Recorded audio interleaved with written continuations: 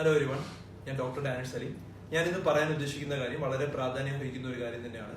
വെന്റിലേറ്ററിനെ കുറിച്ചാണ്. ഇപ്പൊ വെന്റിലേറ്ററിനെ കുറിച്ച് വളരെ തെറ്റായ ധാരണകൾ നമ്മുടെ ഇടയിലുണ്ട്. ഇപ്പൊ ഈ ഇടയ്ക്ക് നടന്നൊരു സംഭവമാണ്. ഒരു 65 വയസ്സുള്ള ഒരു സ്ത്രീയെ നമ്മുടെ ഹോസ്പിറ്റലിലോട്ട് കൊണ്ടുവന്നു. അനങ്ങാത്ത രീതിയിലാണ് കൊണ്ടുവന്നത്. നമ്മൾ ചെക്ക് ചെയ്തപ്പോൾ ഹൃദയം നിലച്ച അവസ്ഥയിലായിരുന്നു, ശ്വാസം എടുക്കുന്നില്ല. ഉടനെ തന്നെ നമ്മൾ നെഞ്ചിൽ കൃത്യമായി അമർത്താൻ തുടങ്ങി. അതിനെ CPR, നമുക്ക് എല്ലാവർക്കും ഇപ്പൊ അറിയാം CPR എങ്ങനെയാണ് ചെയ്യേണ്ടത്. CPR ചെയ്തു. 15-20 മിനിറ്റ് കഴിഞ്ഞപ്പോൾ പൾസ് തിരിച്ചു കിട്ടി. നമ്മുടെ ഒത്തിരി റിലേറ്റീവ്സ് എല്ലാം വന്നു. ഞങ്ങൾ പറഞ്ഞതിന് ശേഷം നമ്മൾ വെന്റിലേറ്ററിലോട്ട് കണക്ട് ചെയ്തു. കാരണം ശ്വാസം കൃത്യമായി എടുക്കുന്നില്ല. ആ സമയത്ത് നമ്മൾ വെന്റിലേറ്റർ കണക്ട് ചെയ്തു. പിറ്റേ 24 മണിക്കൂർ കഴിഞ്ഞപ്പോഴത്തേക്കും വലിയ ഇമ്പ്രൂവ്മെന്റ് ഒന്നും വന്നില്ല. അപ്പം ഈ അതേ റിലേറ്റീവ്സ് നമ്മളെ കാണാൻ വന്നു. എന്റെ അടുത്ത് വന്നിട്ട് പറഞ്ഞു, സാറേ വെറുതെയാണ് വെന്റിലേറ്റർ ഇട്ടേക്കുന്നത്, എന്തായാലും സാറ് പൈസ വാങ്ങിക്കാൻ വേണ്ടിയാണ് ഇട്ടേക്കുന്നത്, എന്തായാലും മരിക്കാൻ പോകുന്നതല്ലേ, വെന്റിലേറ്റർ ഒന്ന് ഊരി തരുമോ, വേദനയല്ലേ, ഇത്രയധികം ബുദ്ധിമുട്ടേണ്ട ആവശ്യമുണ്ടോ എന്നൊക്കെ പറഞ്ഞ് എൻ്റെ അടുത്ത് കുറെ കാര്യം പറഞ്ഞു. എന്നെ നല്ല അറിയാവുന്ന ആൾക്കാരുമാണ്.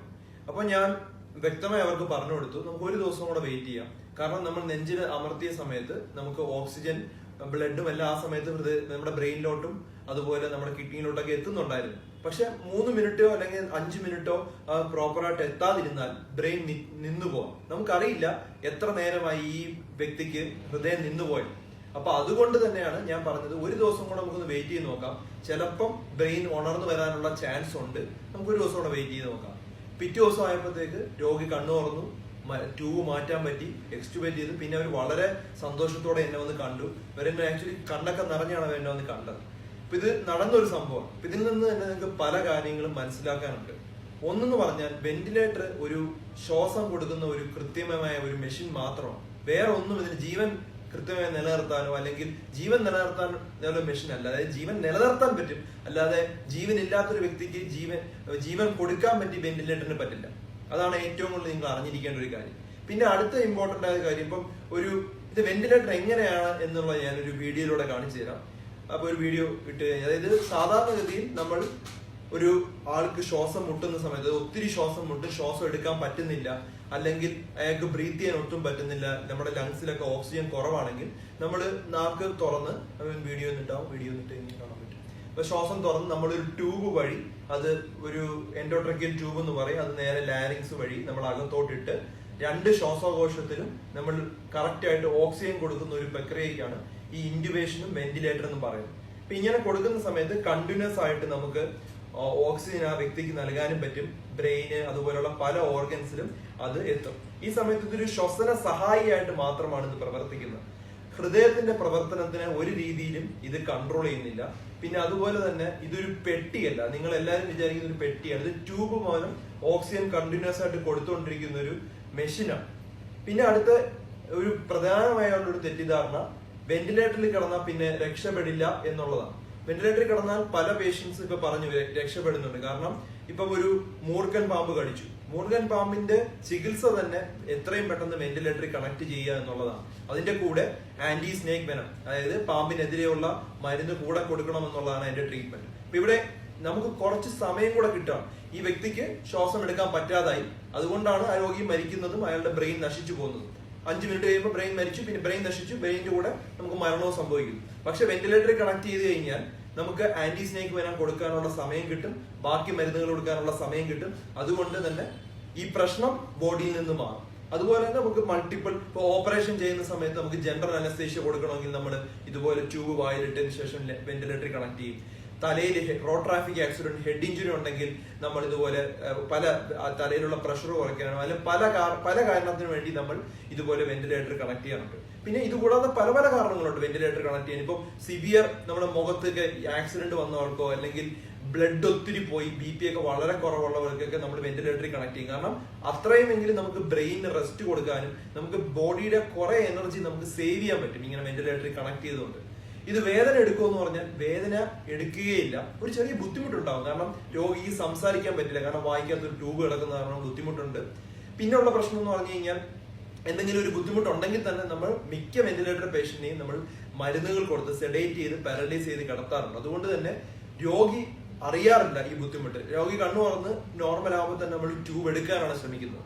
എത്രയോ പേഷ്യൻസിനെ വെന്റിലേറ്ററിൽ കിടക്കുന്നത് ഒരു ജീവൻ രക്ഷാ മാർഗമായതുകൊണ്ട് തന്നെ പല അസുഖങ്ങൾ ഇപ്പം COPD ആണെങ്കിലും ആസ്മ എന്നൊക്കെ ഒരു സിവിയർ ആസ്മയൊക്കെ ആയിട്ട് വരുന്ന പേഷ്യന്റിന് നമുക്ക് ഓക്സിജൻ ലെവൽ 90-ന്റെ മേളിലാണ് വേണ്ടത്. അവർ വരുമ്പോൾ തന്നെ 40 നമുക്ക് എന്ത് ഓക്സിജൻ കൊടുത്താലും അവർ രക്ഷപ്പെടുത്താൻ പറ്റില്ല. ഒരു 10 മിനിറ്റ് നമ്മളൊന്നും മിണ്ടാതിരുന്നാൽ പേഷ്യന്റ് മരിച്ചു പോവുകയാണ്. ആ സമയത്തൊക്കെ നമ്മൾ വെന്റിലേറ്ററിൽ കണക്ട് ചെയ്തുകൊണ്ട് മാത്രമാണ് പല ജീവനുകളും ഇപ്പൊ നമുക്ക് നിലനിർത്താൻ കഴിയുന്നത്. ഇപ്പൊ കാർഡിയാക് അറസ്റ്റ് ഞാൻ പറഞ്ഞു. കാർഡിയാക് അറസ്റ്റില് ആ സമയത്ത് നമ്മൾ പൾസ് നമ്മളിങ്ങനെ നെഞ്ചിൽ അമർത്തി പൾസൊക്കെ തിരിച്ചു കിട്ടി. ഇപ്പൊ ഹൃദയം അടിച്ചു തുടങ്ങി. പക്ഷെ ശ്വാസം എടുക്കാനുള്ള ഒരു ബ്രെയിനിന് ആ ഒരു ആക്ടിവിറ്റി തുടങ്ങിയിട്ടില്ല. അതിന് കുറച്ചും കൂടെ നമുക്ക് സമയം വേണം. ഈ സമയങ്ങളിലാണ് നമ്മൾ വെന്റിലേറ്റർ കണക്ട് ചെയ്യേണ്ടത്. പിന്നെ തിരിഞ്ഞു നോക്കില്ല എന്ന് പറയാറുണ്ട്. വെന്റിലേറ്റർ കണക്ട് ചെയ്താൽ പിന്നെ നേഴ്സുമാരൊന്നും വരില്ല. അതും തികച്ച തെറ്റായ ധാരണയാണ്. ഇപ്പൊ നമ്മുടെ ഹോസ്പിറ്റലിലൊക്കെ എടുക്കുകയാണെങ്കിൽ ആ വെന്റിലേറ്ററിന്റെ ഒരു പേഷ്യന്റ് കൂടെ എപ്പോഴും ഒരു നേഴ്സ് 24 മണിക്കൂർ അവിടെ കാണും. അവർ അതിനടുത്തുള്ള സെക്രീഷൻസ് വരുന്നുണ്ടോ, സക്ഷൻ ചെയ്യാനോ, മരുന്ന് കൊടുക്കാൻ, വെന്റിലേറ്ററിന്റെ സെറ്റിംഗ്സ് മാറ്റാൻ എപ്പോഴും 24 മണിക്കൂർ ഒരു നേഴ്സ് വെന്റിലേറ്ററിന്റെ കൂടെ എപ്പോഴും കാണണം. അതാണ്, കണ്ടാൽ മാത്രമേ ആ രോഗിക്ക് പൂർണ്ണമായുള്ള ഇമ്പ്രൂവ്മെന്റ് വരുള്ളൂ. പിന്നെ അടുത്തത് വേദനകരമായെന്നുള്ള കാര്യം ഞാൻ പറഞ്ഞു. അതിന് നമുക്ക് സെഡേഷൻ ഉണ്ട്. അതിനുള്ള മരുന്ന് കൊടുക്കുമ്പോഴത്തേക്ക് വേദന കുറയും. ഇനി നിങ്ങൾക്ക് സംശയമാണ്, അത് വെറുതെ മരിച്ചു കിടക്കുന്ന ഒരു രോഗിയാണ് വെന്റിലേറ്ററിൽ കണക്ട് ചെയ്ത് വെച്ചേക്കുന്നത് സംശയം. ഇതാണ് ഏറ്റവും കൂടുതൽ പ്രശ്നം. ഇങ്ങനെ ഉണ്ടെങ്കിൽ നിങ്ങൾ 2 കാര്യം ചെയ്യും. ഒന്ന്, ഡോക്ടറിന്റെ അടുത്ത് പോയിട്ട് എനിക്കൊരു ECG എടുത്തു തരണമെന്ന് പറയും. നിങ്ങളുടെ മുമ്പിൽ വന്ന് കഴിഞ്ഞാൽ ECG എടുത്തു തരുവാണെങ്കിൽ ECG കാണിക്കുന്നത് ഹൃദയത്തിന്റെ താളത്തിനെയാണ് ECG കാണിക്കുന്നത്. ഇപ്പൊ ECGക്കകത്ത് നമുക്ക് വ്യക്തമായി കാണാൻ പറ്റും ഹൃദയം അടിക്കുന്നുണ്ട് എന്ന് വ്യക്തമായി ECGയിൽ കാണാൻ പറ്റും. ഇനി അതുമല്ലെങ്കിൽ അയാളുടെ വ്യക്തിയുടെ പൾസ് നോക്കാൻ. പൾസ് നോക്കാനായിട്ട് നമുക്ക് കൈയുടെ ഈ ഭാഗത്തായിട്ട് നോക്കാം പൾസ്. അല്ലെങ്കിൽ കഴുത്തിൽ നമ്മൾ പറഞ്ഞാണ് ഇവിടെ ഒരു പ്രോമനന്റ് ആയിട്ട് ഏറ്റവും തള്ളിയിരിക്കുന്ന ഒരു ബോൺ ഉണ്ട്. ആ ബോണിന്റെ സൈഡിലായിട്ട് ഡീപ്പായിട്ട് നെക്കിക്കഴിഞ്ഞാൽ നിങ്ങൾക്ക് പൾസ് കിട്ടും. പൾസ് കിട്ടുന്നുണ്ടെങ്കിൽ അതിനർത്ഥം ഹൃദയം അടിക്കുന്നുണ്ട്. മരിച്ചൊരു വ്യക്തിയല്ല കണക്ട് ചെയ്ത് വെച്ചേക്കുന്നത്. ഇതാണ് ഏറ്റവും കൂടുതൽ പ്രശ്നം ഉണ്ടാക്കുന്ന ഒരു കാര്യവും. ഒരിക്കലും മരിച്ചൊരു രോഗിയെ വെക്കാൻ പറ്റില്ല. കാരണം ബോഡി ചീയുന്നതും അല്ലെങ്കിൽ ബോഡി അഴുകുന്നതും ഒക്കെ ഒരിക്കലും തടയാൻ വെന്റിലേറ്ററിന് പറ്റുന്നില്ല. അതുപോലെ ഹൃദയം ആർട്ടിഫിഷ്യലായിട്ട് ബീറ്റ് ചെയ്യിപ്പിക്കാനും ഈ വെന്റിലേറ്ററിന് പറ്റുന്നില്ല. വെന്റിലേറ്റർ എന്താണ് ചെയ്യുന്നത്? ശ്വാസം കൊടുക്കുക മാത്രമാണ്. നിങ്ങളിപ്പോ കണ്ടു, ഒരു ട്യൂബ് അകത്തോട്ടിട്ട് ട്യൂബ് ലങ്സിന്റെ അടുത്ത് വരെ പോയിട്ട് 2 ലങ്സിലും ബ്രത്ത് കൊടുത്തോണ്ടിരിക്കുകയാണ്, ശ്വാസം കൊടുത്തോണ്ടിരിക്കുകയാണ്. അത് മാത്രമാണ് വെന്റിലേറ്റർ ചെയ്യുന്നത്. ആ സമയം കൊണ്ട് നമ്മൾ ഈ വ്യക്തിയുടെ എന്താണോ പ്രശ്നം, ആ പ്രശ്നം കറക്റ്റ് ചെയ്യാൻ വേണ്ടി ബാക്കി സാധനങ്ങൾ കൊണ്ട് കൺട്രോൾ ചെയ്യുന്നതിനാണ് വെന്റിലേറ്റർ ഉപയോഗിക്കുന്നത്. ഇനി വെന്റിലേറ്റർ ന്യൂറോ സർജറിയിൽ എന്തൊക്കെ ഗുണങ്ങളുണ്ട്, അല്ലെങ്കിൽ അത് എന്തിനാണ് ന്യൂറോ സർജറി ഉപയോഗിക്കുന്നത്? നമുക്ക് ഡോക്ടർ നടരാജനുണ്ട്. പുള്ളി ഇവിടുത്തെ കൺസൾട്ടന്റ് ന്യൂറോ സർജൻ ആണ്. പുള്ളി എക്സ്പ്ലെയിൻ ചെയ്യും. വണക്കം, ഞാൻ doctor Natarajan Meenakshi Chandra, PRS hospital consultant neuro surgeon ആണ്. ഇപ്പം ഡാനിഷ് നേരത്തെ പറഞ്ഞ പോലെ ഈ വെന്റിലേറ്റർ ന്യൂറോ സർജറി ആസ്പെക്ட்ல எப்படி நம்ம யூஸ் செய்துட்டோம். இப்போ இதுல காமன் ஆயிட்டு நம்ம head injury, brain tumours, aneurysms. So இது 3 காமன் ப்ரொசீஜர்ஸ் ஆயிட்டு நம்ம செய்யணும். ஸோ காமன் ஆயிட்டு first head injuries. So head injuries வரும்போது பிரெயின் நன்னாയിട്ട് ஷேக் ஆன ശേഷം ബ്രെയിനിൽ തലച്ചോറാണ്ട് നല്ല ഒരു വലിയ ഒരു ബ്ലഡ് ക്ലോട്ടോ ബ്ലീഡ് വര ശേഷം അപ്പം நம்ம பிரெயினாண்ட വലിയ ഫങ്ഷൻസ് എല്ലാം അഫക്റ്റ് ആവും. இப்போ பிரெயினாண்ட ஒரு மெயின் ஃபங்க்ஷன் சுவாசம் விடுறதான். ஸோ நம்மளோட ப்ரீதிங் லங்ஸ் ப்ரீதிங் செய்துண்டு. പക്ഷേ അത് കൺട്രോൾ ചെയ്യുന്നത് നമ്മുടെ ബ്രെയിൻ സ്റ്റെം ആണ്. സോ അപ്പോൾ നമ്മ ബ്രെയിനിൽ ഏതെങ്കിലും ബുദ്ധിമുട്ട് ഉണ്ടെങ്കിൽ ഈ ശ്വാസ ബുദ്ധിമുട്ട് വരുന്നുണ്ട്. സോ ആ ടൈമിൽ നമ്മ വായാന്റെ ട്യൂബ് ഇട്ട് ഈ വെന്റിലേറ്ററിൽ കണക്ട് ചെയ്യുമ്പോൾ ആ ഫംഗ്ഷനെ ആ ബ്രെയിനാന്റെ ഫംഗ്ഷനെ ആ വെന്റിലേറ്റർ എടുക്കുന്നുണ്ട്. സോ അപ്പം അത് ശ്വാസത്തെ ബുദ്ധിമുട്ട് നമ്മ കൺട്രോൾ ചെയ്യാൻ പറ്റും. സോ ഇത് മെയിൻ ആയിട്ട് നമ്മ ചെയ്യുന്നത് ഈ തലച്ചോറാന്റെ ബുദ്ധിമുട്ട് വരുമ്പോൾ ഈ ബ്രെയിനാന്റെ ഫംഗ്ഷൻ ഫുൾ ആയിട്ട് ഈ ventilator it will take over. So അപ്പോൾ വെന്റിലേറ്റർ ടേക്ക് ഓവർ ചെയ്യുമ്പോൾ 1-2 ദിവസം നമ്മ ഈ വെന്റിലേറ്റർ ചെയ്യുമ്പോൾ ബ്രെയിൻ നന്നായിട്ട് റിലാക്സ് ആവും. സോ രണ്ടാമത് main function of the ventilator நம்ம நன்னாயிட்டு நார்மலாயிட்டு ஒரு நிமிஷத்துக்கு நம்ம 20 ரெஸ்பிரேட்டரி எஃபர்ட் நம்ம எடுக்குதுண்டு, 20 பிரெத்ஸ் நம்ம எடுக்குதுண்டு. ஸோ இப்போ வென்டிலேட்டர் நம்ம கனெக்ட் செய்து ഈ റെസ്പിറേറ്ററി റേറ്റ് நம்ம കൂട്ടുന്നുണ്ട്. That is called as hyperventilation. So അപ്പോൾ நம்ம ഹൈപ്പർ വെന്റിലേഷൻ ചെയ്യുമ്പോൾ நம்ம ബ്രെയിനാന്റെ പ്രഷർ നന്നായിട്ട് കുറയുന്നുണ്ട്. സോ അപ്പോൾ കുറയുമ്പോൾ നല്ല ബ്രെയിനാന്റെ നല്ല ഒരു ഇംപ്രൂവ്മെന്റ് കിട്ടും.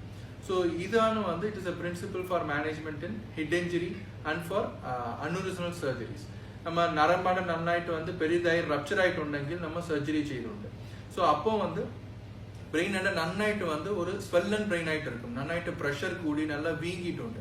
ஸோ அப்போ அந்த ப்ரெஷரை குறைக்கிறதுக்கு நம்ம நன்னாயிட்டு ஹைப்பர் வென்டிலேட் செய்து ആ ബ്രെയിനാന്റെ ப்ரெஷரை குறைச்சு நம்ம செய்யணும். ஸோ யூஸ்வலாயிட்டு நம்ம ஹெட் இன்ஜுரி ഈ പേഷ്യൻസിക്ക് ബോധം കുറവുണ്ട്, ശ്വാസ ബുദ്ധിമുട്ടുണ്ട്. സോ അപ്പോൾ ആ കൈൻഡ് ഓഫ് പേഷ്യൻസിക്ക് നമ്മൾ വായാൻ്റെ ട്യൂബ് ഇട്ട് വെന്റിലേറ്ററിൽ കണക്ട് ചെയ്ത് എത്ര ദിവസം നമ്മ പറയാൻ പറ്റത്തില്ല. പക്ഷെ മിനിമം ഒരു 2 or 3 days வந்து நம்ம വെന്റിലേറ്റർ കണക്ട് ചെയ്ത് നോക്ക വേണ്ടി വരും. സോ അതിനുശേഷം നമ്മ വായാന്റെ ട്യൂബിലുള്ള ഈ ട്യൂബ് നമ്മ ഇവിടെ ട്രക്കിയോസ്റ്റമി എന്ന് പറയും. ഇവിടെ ട്രക്കിയോസ്റ്റമി ഒരു ബെഡ് സൈഡ് പ്രൊസീജിയർ ആയിട്ട് നമ്മ ചെയ്ത് ഇവിടെ നമ്മ ട്യൂബ് ഇട്ട് നമ്മ വെന്റിലേറ്റർ കണക്ട് ചെയ്യ വേണ്ടി വരും. സോ ഇതാണ് வந்து നമ്മ ന്യൂറോ സർജറിയിലെ കോമൺ ആയിട്ട് வந்து വെന്റിലേറ്റർ യൂസ് ചെയ്ത്.